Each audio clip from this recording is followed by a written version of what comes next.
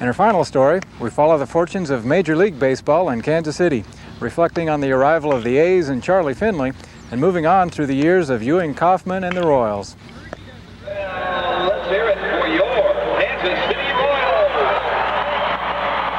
Kansas City has a long baseball history. We had been in an early day major league. The Kansas City Unions had been in that, and then there had been several other teams, and we were in the Federal League very briefly. So there's been a long history of baseball, and then of course we had the Kansas City Monarchs. So baseball is a great part of Kansas City's heritage.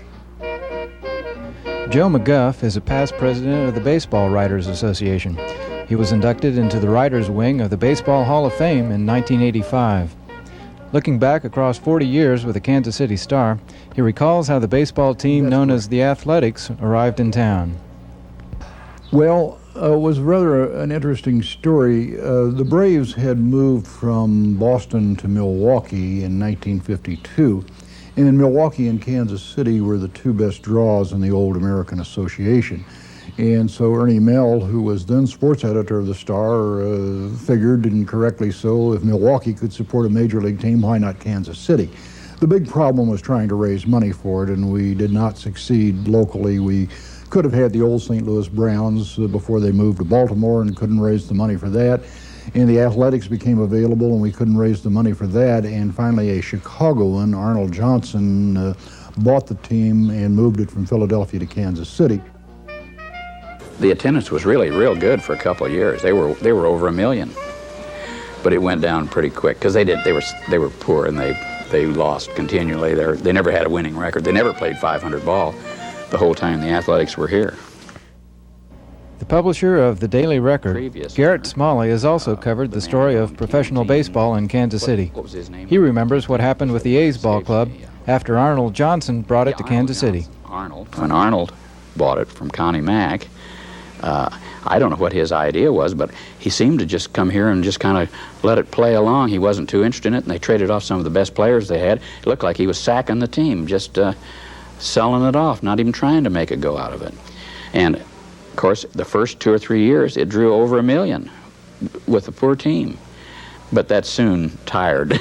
The fans of Kansas City soon got to the point where they expected a little more than that, and the attendance started falling off real bad. And then when Arnold Johnson died, Charlie Finley picked up the pieces. Arnold Johnson died when the club was in spring training in 1960.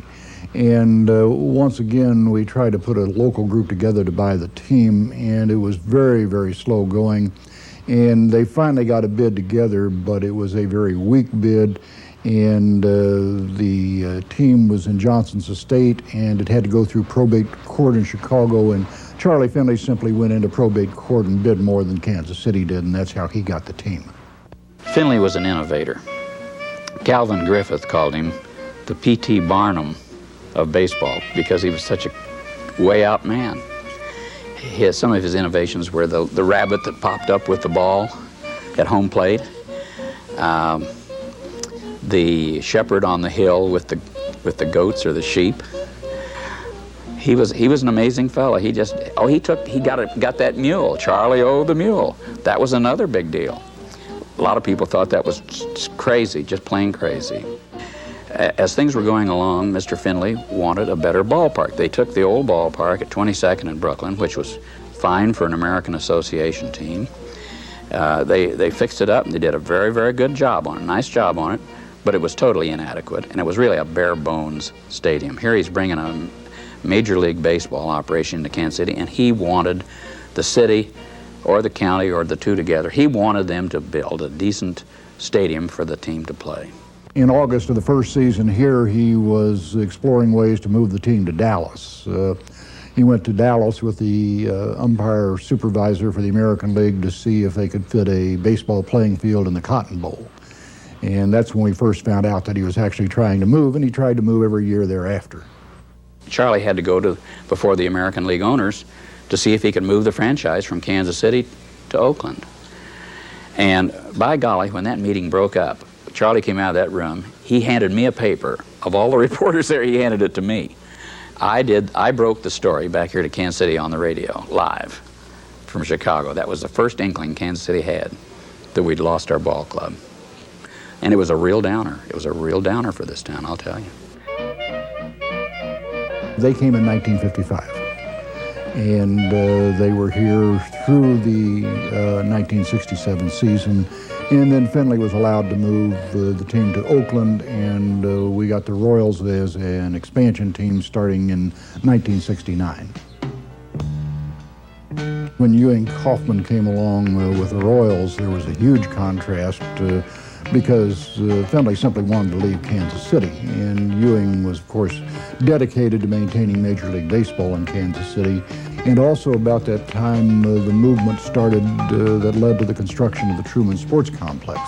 And the feeling was that if we built a new stadium, then it would be much more difficult for Major League Baseball to leave us without a team. It made really a big league town out of a cow town. Kansas City's not a cow town anymore, but that's the way the rest of the baseball world perceived us at that time. But you can see what Ewing Kauffman's operation here has done for Kansas City. It's put Kansas City on the map. We had had two absentee ownerships, neither one of which worked out very well. And I think the idea of having the team owned by somebody who lived in Kansas City and who was absolutely committed to keeping the team here gave a great feeling of public participation. In recognition of his many contributions to the ball club and to the community, the Kansas City Royals inducted Ewing Kauffman into the Royals Hall of Fame a few weeks before his death in the summer of 1993. Joe McGuff was called upon to pay tribute to Mr. K. We are honoring a man whose accomplishments transcend base hits, home runs, shutouts, and perfect games. He has given us much more in the years that he has been in our community. Without Ewing Kauffman, there would be no Royals. There would be no Royals Stadium, and I feel quite certain we would not have Major League Baseball. It is my great privilege to introduce the newest member of the Royals Hall of Fame, Mr. Ewing Kauffman. Mr. Kauffman's biggest motivation, perhaps his only motivation in owning a baseball team, has been to provide a baseball team for Kansas City. As the Royals Vice President for Public Relations, Dean Vogelaar points out that the team's support base reaches beyond Kansas City.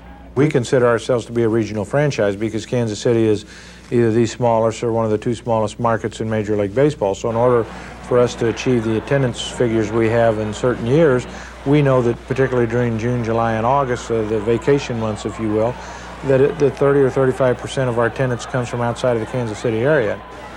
Business-wise, it means millions and millions of dollars to this trade area here.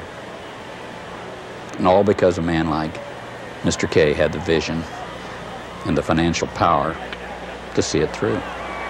Mr. Kauffman told me some years ago that there has only been 1 or 2 years, that in all the years he's been involved with baseball here, which is 25, there's only been 1 or 2 years that he ever made money out of this team. Every other year was a loser. You know, really, Mr. K in the last 2 seasons, you know, you're looking at over $20 million in cash losses.